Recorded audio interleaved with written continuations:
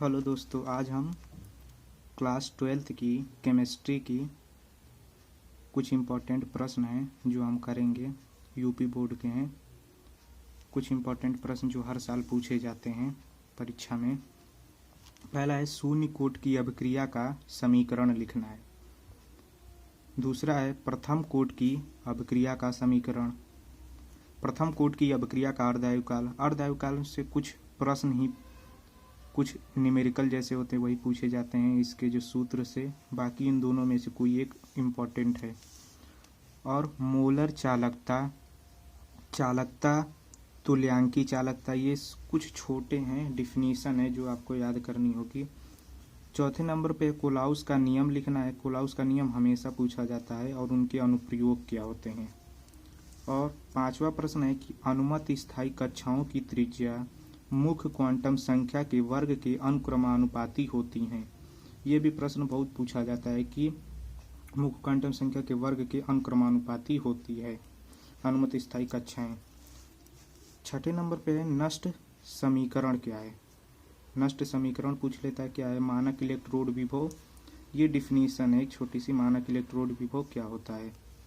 कोलाइडी कण, कोलाइडी विलयन, ब्राउनी गति, टिंडल प्रभाव और अपोहन स्कंदन, ये छोटी सी डिफिनीशन है।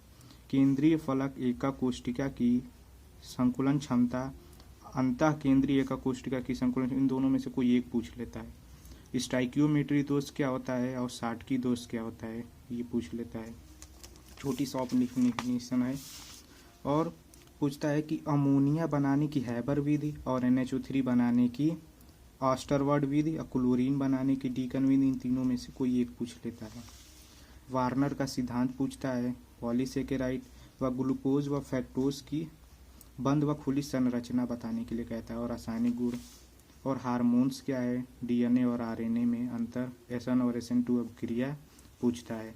और कुछ इम्पोर्टेंट जो रिएक्शन है बस इनसे ही पूछता है, ज़्यादा बाहर से नहीं पूछता। ये 6 रिएक्शन जो हैं इनमें से, और ये जो रिएक्शन मैंने की है और आप कहेंगे कमेंट में तो और भी कर दूंगा सभी।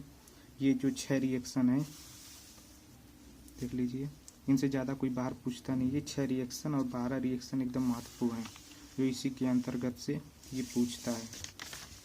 अगर दोस्तों वीडियो अच्छी लगी हो तो प्लीज़ लाइक करना। धन्यवाद।